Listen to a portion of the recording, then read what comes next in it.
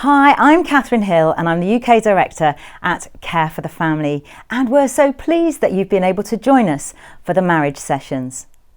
Now, we'll all be in different places in our relationships. So some of you may just be starting out together, others may have clocked up quite a few anniversaries. Some of you may be in a really good place and others may be going through a difficult time. And our experience at Care for the Family is that every single one of us go through those different seasons. But we know whatever place you're in, we have got loads of really great content that we're going to be sharing with you over the next 4 weeks that will really help you in your marriage relationship. And we'll all be in different situations as well in the current crisis. Some may be frontline workers, others may be at home, and you might be discovering that even the best of relationships can be put under pressure when we're together 24/7. And so this is a brilliant opportunity for us to pause and to invest in what is arguably one of the most important relationships that we have. So before we begin, here are a few tips to help you make the most of the marriage sessions. So first of all, plan your time. It's so easy for other things to crowd it out. So maybe put it in the diary and try and stick to the same time every week. You can make it like a date night. So maybe get some candles, get a cup of coffee, open a bottle of wine, make yourselves comfortable. Try and make it a time for just the two of you. And so if you have children, if you have little ones, make sure they're in bed. If you have teenagers, make sure they're in another room. Each session is about an hour long, so check that you have enough time. And there are also some questions that will come on the screen that you can talk through together. So you might want to grab a pen and paper or a special notebook. And if you want to, at the end of the session, you might want to go through it again. And we have some special leaflets that you can get from our website that will help you work through those questions together. The brilliant thing about the marriage sessions is that it enables us to talk about issues that so often just get brushed under the carpet. But sometimes when we do that, the conversation can get a little difficult. But we want to say that that is normal. And don't panic. Listen to each other and hang on in there and try and press through. But if you do find that things are getting difficult, just press the pause button, take some time out and agree a time to come back to the issue. And if you do get stuck, we have put together a page of further support, and the link will be on the email that you received with this session. And so I hope that you're ready now for this first session, Cherish. So relax, kick off your shoes, and let's explore what it takes to keep love alive over the course of a marriage.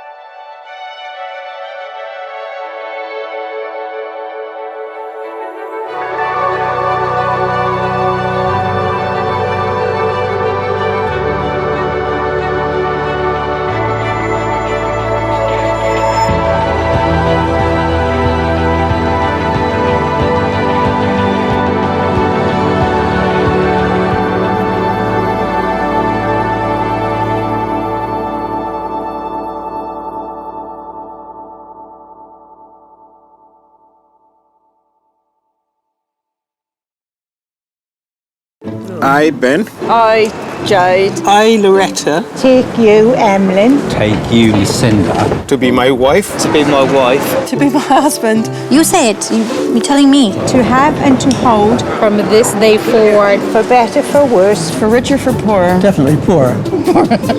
In sickness and in health. To love and to Do you know what word? I know what word is here. I know the word dismissing. We only did this a few months ago, we should know. I'm a church organist. I play for a lot of weddings.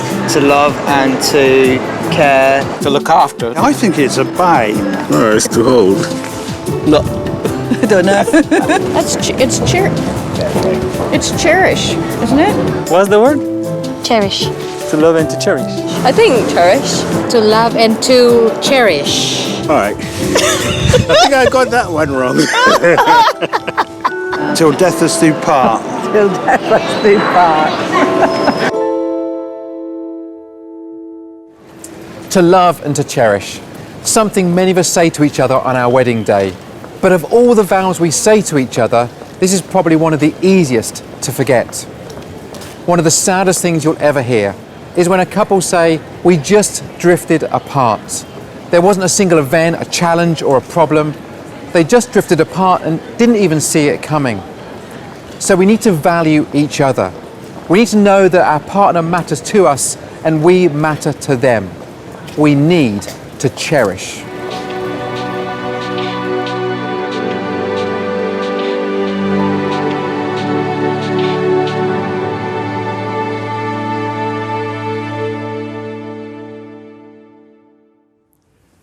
One of the most basic needs in human beings is to believe that we matter to somebody.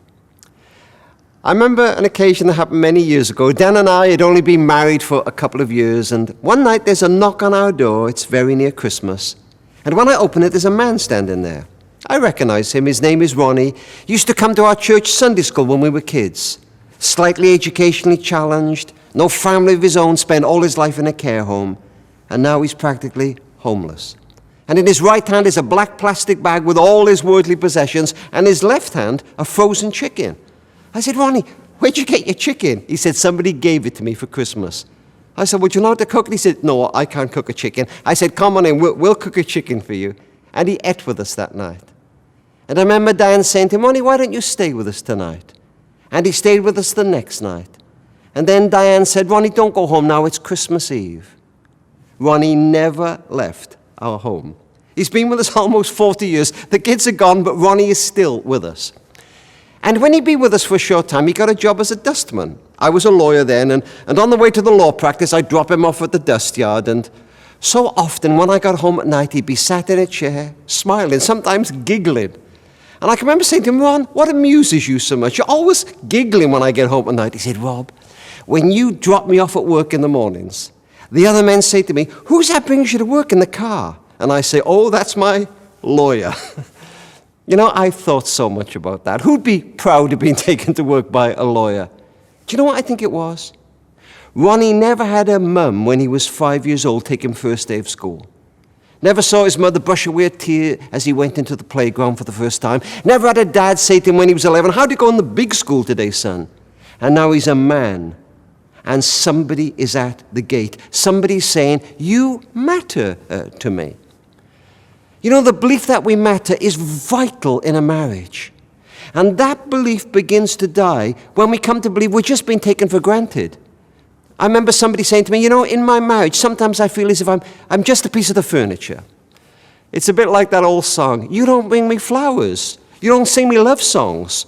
You never talk to me anymore when you come through the door at the end of the day. But it's easy for that to happen in a marriage, isn't it? Because sometimes we're consumed with the ordinary, the household chores, the leaking washing machine, if we've got kids, taking them to piano lessons, searching for a lost hamster. And those ordinary things sometimes conspire to make the spark that causes us to fall in love seem pretty dim at times. And that's understandable. And it's fascinating how we perceive whether or not we matter to somebody. I remember saying to my wife, Diane, darling, if you could change anything about me, what would it be? I rather hoped she would have to think about it for a while. Diane didn't even hesitate. She said, when you shave, you leave the stubble in the sink. You get shaving foam up the wall, I'm not sure how you do it, higher than head height. And you roll the towel up and throw it in a wet ball in the bath. I would like you to remove the stubble, clear away the shaving foam, fold the towel up and put it over the towel rail. I said, is that it? My darling wife said, that will do for starters. Now, Diane's had a full-time job outside the home and part-time jobs, but just then she was a full-time homemaker. And I can imagine her saying, you know, when I look after the house right now, when I clean the place, when I try the picture on that wall instead of that wall, right now, this is my job. And I get a fair chunk of my identity from this job. And you know what, Rob? When you and the kids trash the house and you leave stuff all over the place as though a hurricane has just visited us, What you seem to say to me sometimes is, what I do doesn't matter. Your job is important, but what I do doesn't matter. And Rob, sometimes it makes me feel that I don't matter. Let me give you 3 simple ways you can let another person know they really do matter to you. Number 1, words of appreciation. Thank you for doing that. I really appreciate that. I really appreciate you. Secondly, words of praise. You did a terrific job there. You look great tonight. That meal was brilliant. And thirdly, simple acts of kindness. It could be just filling the car with petrol or checking the tires. I think of a friend who's a keen cyclist. He'd often get home on winter nights freezing. He said, one night I got home and my wife had a big fluffy towel warmed up and a bath ready for me. He said, I'm not expecting it every night, but that night it was wonderful. Simple acts of kindness. Sometimes people say to me, oh, I don't need that in my marriage. My husband knows I love him. My wife knows that I love her. That is 100% wrong. The only way we can tell we are loved is by what people say to us and what they do for us. And sometimes we have to say and do those things when we don't feel like doing it. Sometimes perhaps when we don't even feel in love. But words of appreciation, words of praise, acts of kindness are so powerful. They not only change the person who receives them, they sometimes change the person who gives them. And that is because they help answer that most basic question of human beings. Do I matter to somebody? Is there anybody at the gate? Everything from the outside looked great. We had the best job, the best life you can imagine, and 2 beautiful children. It's just that there was a really big gap missing. I think it was called friendship. And then she said, this isn't the marriage I want, and if you don't sort it out within the next year or so, then the marriage is over. And I was going to lose my wife and my kids I loved. We had a 3-year-old and a 1-year-old, and that was all pretty desperate. So that was the point at which I knew I was in big trouble, but I had no idea where to go with that.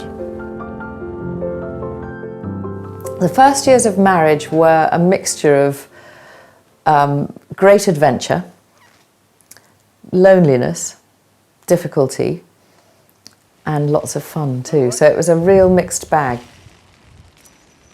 The more busy I got with children, the more I noticed that Harry wasn't engaged, wasn't supporting me, wasn't nurturing me, wasn't noticing me. I focused very much more on my work than on my marriage. The marriage was background material, very much more than at the front of my mind and as being something that I needed to put first. He was so closed, he didn't need me, he was so independent, I just couldn't get close to him. Kate came second, not out of any kind of deliberate malice or not out of any unkindness, but mainly because I just didn't think about it. I just didn't think. When we said to people that we were having difficulty, people couldn't believe it because we looked so happy. We hadn't let on that, well, it was me that was unhappy. Harry didn't even know. I fell for somebody else, which is really horrible to have to even admit. It was horrible that it happened to me. I didn't want it, I didn't mean for it, I didn't go and look for it. It's just somebody seemed to be showing me a lot of attention, and something in my heart made me believe that this person really liked me, and then I was a goner. But I knew it was wrong, so it was just a very, very painful episode. She asked me to this meeting at her church, and I had no idea what to expect, and I never saw it coming. And at that meeting, she sat me down and said that she met somebody else, and it hadn't gone terribly far, but that he was nice to her, and she wasn't getting that in her marriage to me. He asked me whether I'd slept with this other person, and I said I hadn't. And he then said, well, what's the problem then?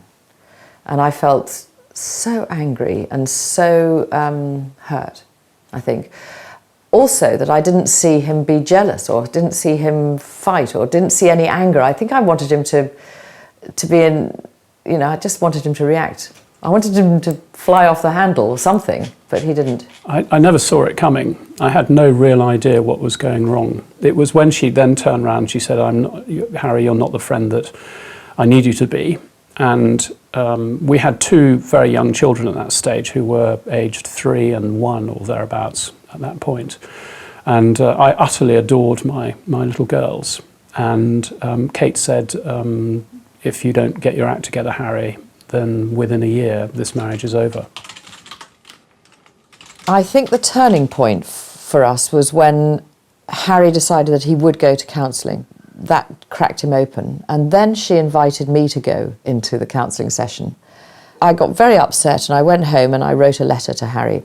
And I think it was the letter that I wrote that spoke to Harry somewhere very deep in his heart. And I wrote down quite a detailed job spec about what it was like being Harry's wife and what it was like being the mother of his children and what the perks were, what the hours were, etc., etc. And then at the end, I said, I can't remember exactly, but it was something like, nothing will change, and anyway, who cares? Something like that. It was, yeah. And I just left that on his pillow.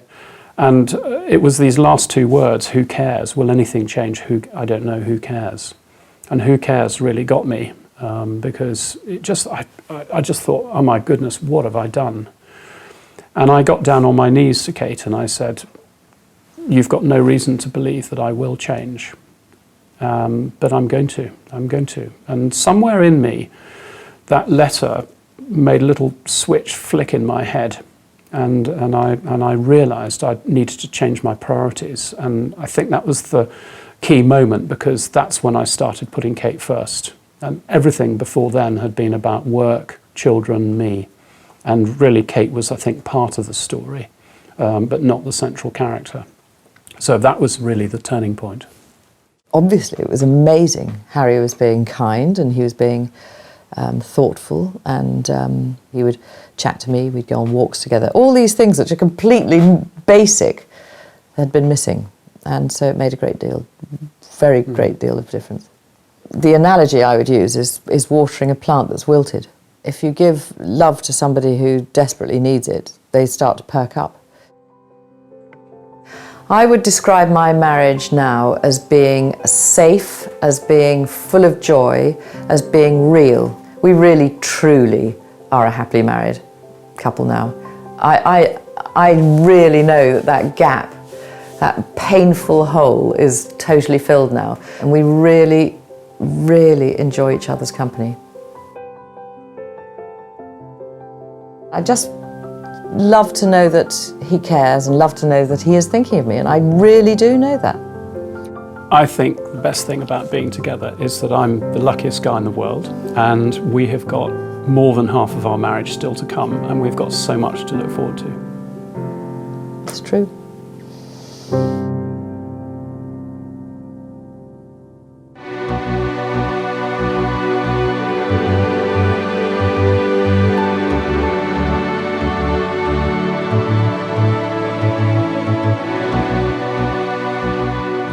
Sometimes we can find it hard to show our partner what they mean to us.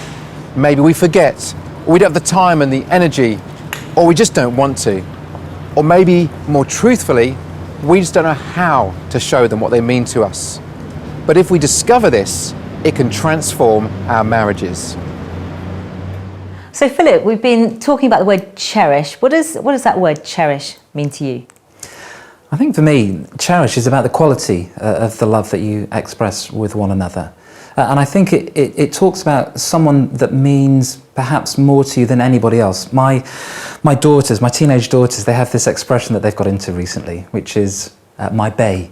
And I asked them, what does that mean? Is that short for baby? Or they said, no, Dad. They said, bae, it's an acrostic. It's B-A-E. It means before anyone else. And cherish, the idea of cherish means that you have that one person, and for you, they're before anyone else. They're before everything else. They're the person that you most highly prize, the person that you lavish all your love, the best of you, onto. So what do you think prevents us from cherishing each other in our marriages? I think it's just very simply the fact that you grow used to one another. You know, I think cherish is the opposite of take for granted. And in any relationship with any couple, no matter how much in love you are, no matter who you are, no matter how hard you try, over time, the danger for all of us, and the reality is that you begin to take each other for granted. And that sense of cherishing and being extravagant in the way that you show your love can just start to get left by the wayside. But when life is busy, or when you go through those difficult seasons, maybe young children, first child, moving, those kind of tension points in life, that cherishing is the thing that can get lost the first. Yeah, so we need to be proactive, need to be actually be intentional about how we do that. I think intentional is a really good word. I think actually having the intention that this is something that I'm not just going to do if it comes naturally, but I'm going to make it happen no matter whether I feel like it or not. Yeah. So why do you think some couples struggle to cherish each other, to show each other that they love each other in their marriages? Well, I think part of it is just, it's not always easy and obvious to understand how your partner is going to receive that loving and that cherishing. I mean, for me, I used to find it very frustrating early on in our marriage because I would do my best. I honestly thought this is a good thing to do, to cherish my wife, show her love. And so I'd do all these things, and then I'd find out that she didn't feel loved. So I'd compose a little poem, I'd put it written down on a piece of card on the windscreen wipers of her car, or I'd make a song up, or I'd do these things which I thought were tremendously romantic. And then didn't she like them? Well, she did not like them, but we'd have this kind of row, and you don't love me, and I'm like, but I wrote you a poem. And it took me ages to work out that she didn't necessarily feel cherished. I mean, she thought it was quite cute, quite nice. Obviously, I'm making an effort.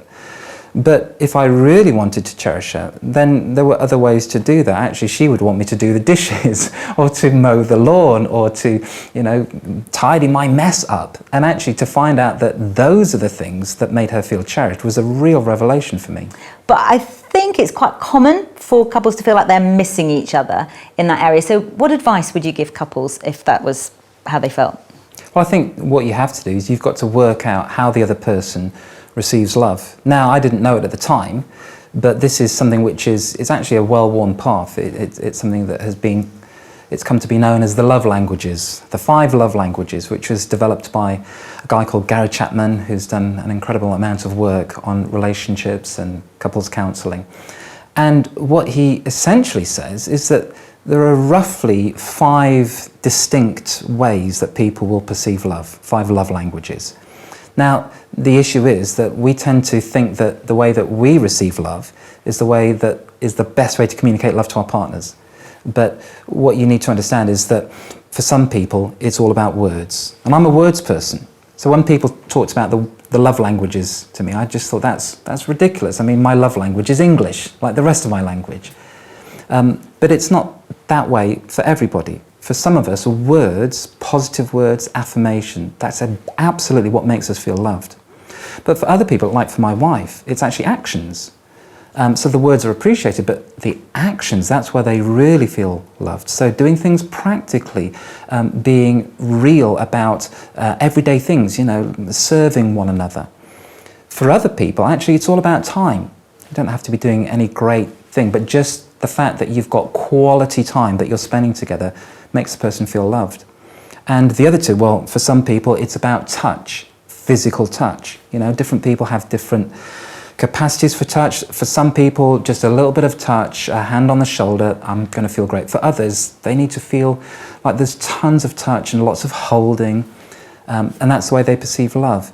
And then for others, it's just gifts. It's actually a present, and that's the way that they feel loved. So I was with a couple just a few weeks ago, my wife and I, we were just talking to them, and they had issues around their marriage.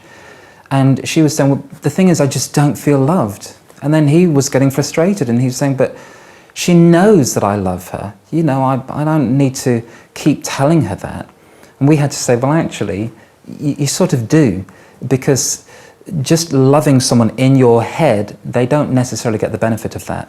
And if you want them to know that they're loved, you have to communicate in the way that they experience that for themselves. And so find out from your partner, what makes you feel loved? How do you feel most loved? What is it that I do that makes you feel loved the most? That is brilliant. So cherishing each other, particularly through those 5 different ways. So words, time, actions, gifts, and touch. Thank you, Philip. That's brilliant. Thanks. I think knowing specifically each other's love languages is key, really, to being able to understand each other and to kind of make sure that you're kind of meeting each other's needs. We definitely got different ones that I would just think, oh, well, we're married, we must be alike, we must have the same ones, but it's definitely not true. If you can home in on what each other's kind of personal kind of preference is, then obviously like that person is going to feel more cared for, loved, appreciated. I am acts of service and quality time, which Matt always used to do, were the hardest two to do. We have both two completely different love languages, but now that we know that and feed into that, it's made a remarkable difference. Yeah, it's because Matt is physical touch and words of affirmation. I think that's right, isn't it? Yeah. And I do think every now and again, oh, I'd actually better say something, you know, because I will do lots of, you know, nice things in the background or whatever it is. But every now and again I think, well, I must tell Matt he did really well at this, or, you know, something positive like that, or give him a cuddle or something. We do often forget what those love languages are, and we have to constantly keep coming back to them, don't we? And I think that's really useful for both of us. I feel he loves me when he remembers and does the bins for me, and he checks my tyre pressures for me and things like that. That shows he loves me. I suppose early on in our marriage, you know, the big frustration is when you put all this effort into something and it's not really received in the way that reflects the amount of effort you put in. Yeah. You know, so I think where the love languages stuff was really helpful was, you know, realizing where to place effort, you know, and obviously the like really typical thing of, you know, you typically share love the way you like to receive it, so you put all the effort into stuff that you would actually like and then don't get it when it's not, you know? So I think that's been really helpful. Yeah. So I've had to like rewire myself in the sense of the stuff that I would usually do, that won't actually have the impact I hope it would. So He used to, when we were dating, he used to show up late with a bunch of flowers. I'd be so upset he was like half an hour late. The bunch of flowers could have gone in the bin. I know that sounds rude, but I was so cross he would be so late. So I think as soon as you realise that, it did make a big difference. Yeah. You got me an Oreo milkshake in exchange for 10 minutes of stroking the back, which I would find really irritating. But to Jem, that's one of her love languages, isn't it? It Tickling. worked, yeah. Yeah. Compromise. Yeah. It's fine. But it is really cheesy as well.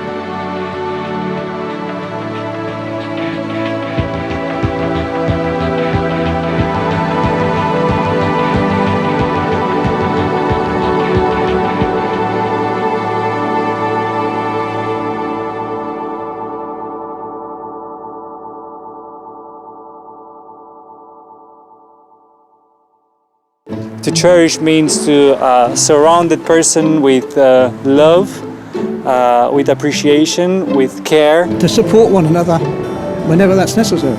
Look after. Respect, take care of. To value that person, I think, more than anything else. Being happy.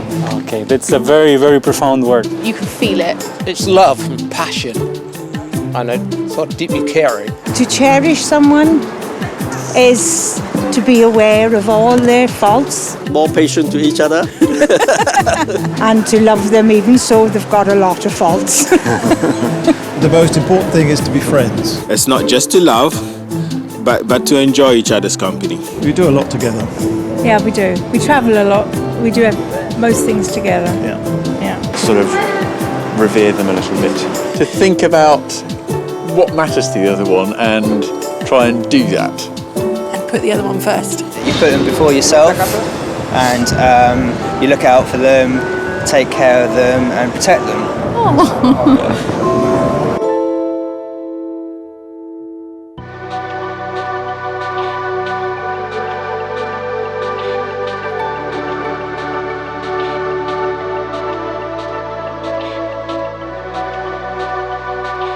So we can all get better at showing our partners that we love them, but we have to want to. A loving relationship doesn't just happen by accident. We have to be intentional. We have to work at it.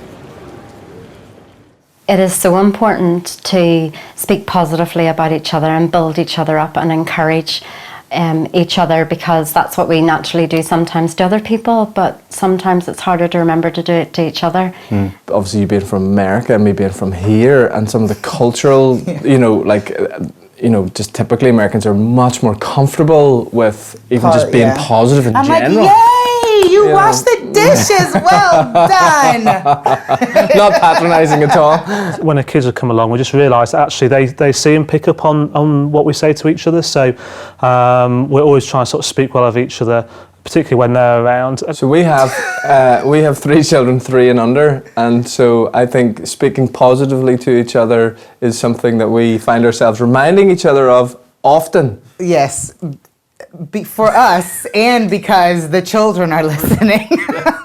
We'll only speak well of each other sort of when we're in other people's company. If we do have an issue with each other, then we'll try and sort of communicate that, but do it in a place where there's not other people around and about, so we're not sort of airing our dirty washing in front of everyone, because I've sort of seen that done, and I know it can be quite painful at times. Yeah. If there's something negative that needs to be said, you know, to be doing it in a good way. Yeah. Right now we're in the young family stage. Things are crazy. You're just tired all the time. And so it's so easy just to be bickering and picking. To be careful how you say negative. Yes, I think we've how you learned say that over the years, you know. Yeah. Philip and I are both very confident people and self-confident, but it's still so important that you hear positive words from the person who you love. Dave is brilliant at it. You're very affirming, he's really affirming, and he's very good at being really genuine with it as well. You know it's honest, you know it's true, and because it's somebody who you value those words so much more. Did you have a best friend at school? I'm sure you did. Marriage and friendship are different, and yet great marriages and great friendships have something in common. Those involved give each other time. And you know, when we look at the factors that destroy marriages, destroy family life, time and time again, people mention time pressure. I've made some bad mistakes in that area in my own life. I remember many years ago when the children were small and I would be very late coming home from the legal practice. It would be time for our evening meal, but my meal would be cold. And Diane had long since given up trying to talk to me. But sometimes as we sat around that table, 2 small children would still be trying. A little girl would be saying, "Daddy, Susan pulled my hair again." A little boy would say, "Daddy, I'm in the football team on Saturday." But I'd be on another planet, comatose. I'd made 100 phone calls that day, had 50 planned to make that night, and I would just sit there until the telephone rang. And the little boy would say, "Daddy, it's for you." And suddenly I'd come alive. And I remember one evening putting the kids to bed and Diane saying to me, "Rob, I'm not sure I can go on like this very much longer. I don't think I can cope anymore. You seem to be becoming increasingly distant from us. You don't seem to want to give us any time." Do you know what kept me in that lifestyle far longer than it should have? I used to say to myself, a slower day's coming. Life won't always be this busy. You know, when the other office is set up and when the computers are working and when we've done this, we're going to have more time. But that is a total illusion. The slower day never does come. And actually, if anything matters to us, we have to give it time today. And it dawned on me when Dan said that to me, that unless I change, the most precious things in my life were going to slip through my fingers. And I did begin to change. Now, the battle against time pressure is a long haul one, and certainly for Diane and I, over the years, we've tried various strategies. But let me share 3 with you that have worked for us. They're all P's. Number 1, prioritize time together. It's good to do things together. We're in a room together. Now, it doesn't mean we're doing exactly the same things. How's your clay pot coming along? Mine's doing fine. But it does mean there's a sense of togetherness. Do you know, when we're watching television together, perhaps a drama, it really annoys Diane if she sees me sneakily looking at text messages on my mobile phone. She'll say, "Rob, let's watch this together." And it can be in the ordinary things of life. Shopping, going to parent-teacher evenings, but we do it together. Secondly, plan time together. Now, do you know, this is very important. I remember Diane doing this. We ruled out every Thursday evening to spend time together. In fact, I think of some friends of ours who were about to have a divorce, and they decided to have one last effort to save their marriage. They ruled out every Tuesday evening. No point ringing them on that night. Their mobiles were off. This was them fighting to keep their marriage alive, and they were planning it. And thirdly, protected time. You know, the second we say we're going to have that Tuesday night together, that Thursday night together, it's as if everybody comes to rob us of that, but it's worth defending it. Practically with our lives, we're fighting to keep our relationship together. And you know, it is worth defending, especially when we see the price of not having that time together. Do you know, I honestly believe that our marriages of 25 years plus, and in all that time, they haven't had 25 minutes where they've sat in a quiet room and listened to each other. Darling, tell me your hopes, tell me your fears, tell me your dreams. Tell me what about me drives you crazy. Can I share one or two things about you that bother me? Not 25 minutes in 25 years. And it tears the heart out of love. 3 simple strategies, 3 P's. Prioritize time together, plan time together, protect time together. Time's a fascinating thing, isn't it? You can't buy it, you can't mortgage it, you can't rent it, you can't save it. People say to me, I saved an hour. Really? Where did you put it? Did you put it under the bed? You can save money, but you can only spend time. And everybody wants more time, but everybody has all the time there is. And you know, at the end of our lives, as we look back and think how we've spent that most precious commodity of time, we'll want to know we've invested it well. And for most of us, that will mean in mainly relationships. Somebody once said, nobody ever said on their deathbed, wow, I wish I spent more time at the office. It's said that children spell love Time, but they're not the only ones. You are my husband. You are my wife.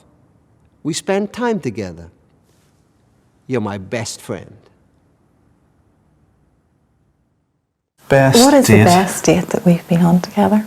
It's going to sound really cliche, but I think the best date was probably the first date. Most memorable for me was probably one of the first ones, Piccolino's. Mm-hmm. But yeah, only because it cost so much. Taking you climbing one time, that was fun. For who? I almost died, basically. Was that why that was fun? I think for me it was probably going to Twickenham. Yeah. It was quite a laugh, wasn't it? Yeah. I don't know who was Not too much awkward conversation, because you could just watch the rugby. Yeah. For my 30th, Paul had organised it, took me to Paris for 3 days. And yeah, it was wonderful. But I think my favourite date was the day we went to Dublin Zoo and we spent the day with the animals and each other, obviously. Glad you got to that, yeah. That time we went to Murlough Bay. Do you remember we went to Murlough Bay? That was a great date. With the kids, like 2 weeks ago? No, when we went and then we walked in the bluebells and then we had to climb over the fence. Oh yeah, that was after the boys were born, when we got babysitters. If we can go away somewhere where we get good food and child-free, that's always a good date. Yeah. It can be lunch or it can be a weekend. Yeah. Whatever. We really love quality time and time spent together, so whatever we're doing, if it's together, we're in our element. Can't think of anything, can you? Every date's special. Yeah, we don't have many of them, so they are special.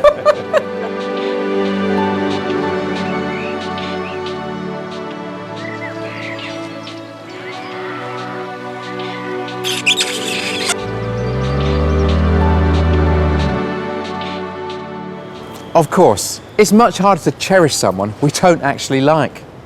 At the heart of a great marriage is something we can often take for granted: friendship. A great friendship really can make all the difference. So Nikki and Scylla, we've been exploring the theme Cherish. You've been married for 39 years and for much of that time you've been working with couples. What do you think it takes to build a relationship, to keep love alive over the long haul? Well, I'd say the most important thing is not taking each other for granted. That is, it's so easy in a long relationship. You think you know what the other person is feeling, what they're thinking, what's important to them. But actually the reality is we have to go on discovering. We have to go on finding out what is important now. What are the particular pressures on them now so that we can continue to support them, to cherish them.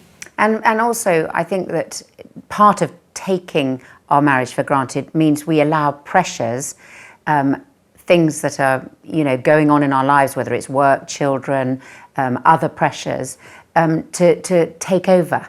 And we don't prioritise our relationship. And actually being intentional in prioritising our relationship and investing in it is so critical.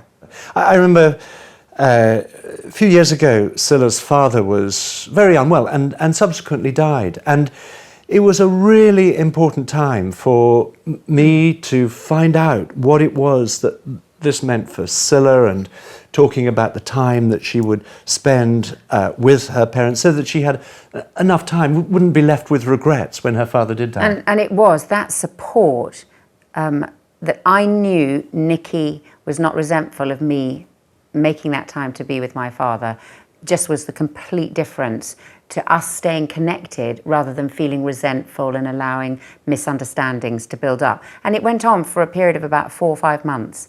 And it just was an incredible thing to know his understanding and support in that. Of course, that was a very particular, very big pressure. But actually every day, I think it's about thinking about the other one and their needs before oneself. And it can be such a small thing that makes a massive difference. And one of the things that Nikki, and I think it's around kindness even, and Nikki does something for me every day that I just never cease to be amazed about. He brings me a cup of tea every morning. It's not a huge thing to do. No, but you see, I really hate the mornings. I'm not a morning person. And it just makes so much difference to me that he brings me a cup of tea. And he's done it for 39 years. And I think, oh my gosh, he's done it again this morning. But it makes me realise he's thinking about me. He's not, I just know that I feel valued as a result of that cup of tea. I remember some years ago, we were going through a big change. Well, I was going through a big change in my work, in what I was doing. And I needed Scylla's support. And actually, the support I needed was just to be able to process the change with Scylla. I don't think I needed advice, although she said a lot of helpful things. I just needed to know that she was with me in this. And that process at that particular time, talking it through, her listening to how it felt for me, was, I can still feel the difference that made of knowing that we were doing this together. And I think that's a continual process. We have to keep doing that. This is the talking and the listening. This is the stuff of a long marriage that keeps our love alive. And in marriage, we often talk about marriage being friendship, and you clearly have got a brilliant friendship. So how have you maintained that friendship over the years? I think one of the important things is being intentional about it. Just like any friendship, we have to make sure that we spend time together. And I suppose for us, particularly, doing things together that we both enjoy. This gives us this rich store of shared experiences. Shared experiences lead to shared memories, things that we keep looking back on, that we can enjoy doing and then talking about together. I think one of the keys about friendship is this talking. And for us, it's often around meals. We have spent a lot of our marriage eating meals together. And actually, when you think about friends, that's what you like to do with friends. And it's during that time that you really build the relationship. So, I know for us, there have been moments when we've been tempted not to have, dinner together every evening, just watch the telly, whatever. But actually to say, no, we're going to find out more about each other and where each other's at and build that friendship, sitting around a table together, being intentional like that. I remember a lovely quote I heard some time ago, which was, "A friend is someone who is glad to see you and doesn't have any immediate plans for your improvement." I thought that is what friendship is, being with someone who actually just enjoys spending time with you. And this is so important, right at the heart of a marriage, being for each other and with each other. Each other's number one fan, I think, is the way I would say. He's my best friend, I'm his number one fan. That is a lovely phrase, actually, isn't it? So putting the other one first, looking out for them, being proactive, that's the heart of friendship, which is part of how we cherish each other. But of course, in marriage, we're more than friends. We're lovers as well. And how do you think our sexual relationship plays a part in how we can cherish each other?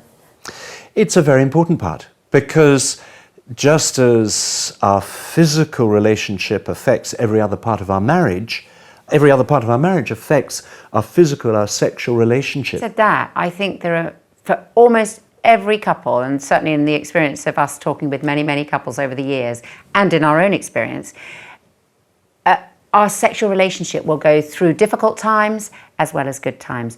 And I would want to say that the most important thing is not to give up. That in the difficult times, it may seem like it's all over, it's done. I mean, you know, and then people just give up on their sexual relationship, and then you lose such a vital part of the intimacy and the closeness and the cherishing, literally, because it is a cherishing. It's the ultimate body language. And for us, there was a difficult time in our own sexual relationship in the midst of having children. There was a time for Scylla where I think you say there was sort of loss of sexual desire. Yeah, and I remember during that thinking, I don't think I'm ever going to have another passionate feeling in my body ever again, simply through hormones, tiredness, and the whole thing of having children. And it was actually amazing to be understood by Nicky. And I did a lot of crying, a lot of talking at particular moments. He listened, and we worked through it together and realized it was going to be hanging in there and nurturing. And he cherished me, I would say, through that tough time. And you know, things have totally changed. I mean, probably about 2 years after the birth of our last child, things started to get better. And I'd have to say our sexual relationship has got better and better through that, not letting something that seemed like a big thing at the time stop it. So out of all the things we've talked about, so Scylla, if there was one thing that you could say to couples as to how to cherish each other, what would it be? Study your husband or wife and become an expert in what is it that they need in order to feel loved, to feel valued, to feel special. And of course, circumstances change. We change as we grow older. And so we need to keep examining that, keep studying them, and actually finding out what is it that makes them flourish, what builds their self-esteem, their confidence. And actually, of course, when that happens in a marriage, the marriage flourishes as you seek to make the other one flourish. So my tip would be study your husband or wife. Become the expert. Yeah. That is brilliant. And then Nicky, what would you say? One thing. I think I'd choose a little phrase I've heard read at many weddings, and it's clothe yourself with kindness. And kindness means thinking about the other person, putting yourself out to meet their needs. And it may be something as little as making them a cup of tea in the morning, but these little things can make a big difference in a marriage. And I think today, so often with our very busy, very pressurized lives, the instinctive question is, why isn't he or she helping me? But if we can turn that around and ask our husband or wife, is there something I can do for you today or now? That can make a huge difference in a marriage. That is so encouraging. Wonderful. Nicky and Scylla, thank you so much. Thank you, Katharine.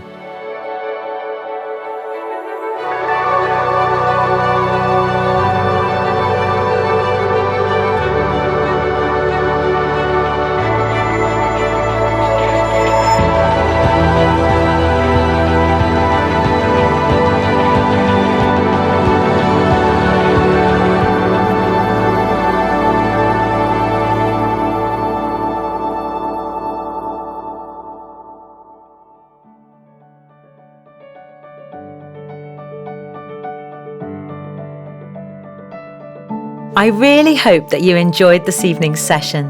At Care for the Family, we come alongside families in all their different situations. And the current crisis means those families need our support more than ever before. So I wonder if you can help us by becoming a partner today, by simply giving a small amount of money each month. And as our personal thank you, we'd love to send you our special partner pack. It's full of really great resources to help you in the ups and downs of family life. If you're already a partner, we are so grateful. But I wonder if you might consider increasing your giving just a little each month. And if so, I'd love to send our partner pack to you as well as our thank you. To become a partner or to increase, you simply go to cff.org.uk/DD. Your gift, however small, will make a real difference to a family in this current crisis. Thank you so very much.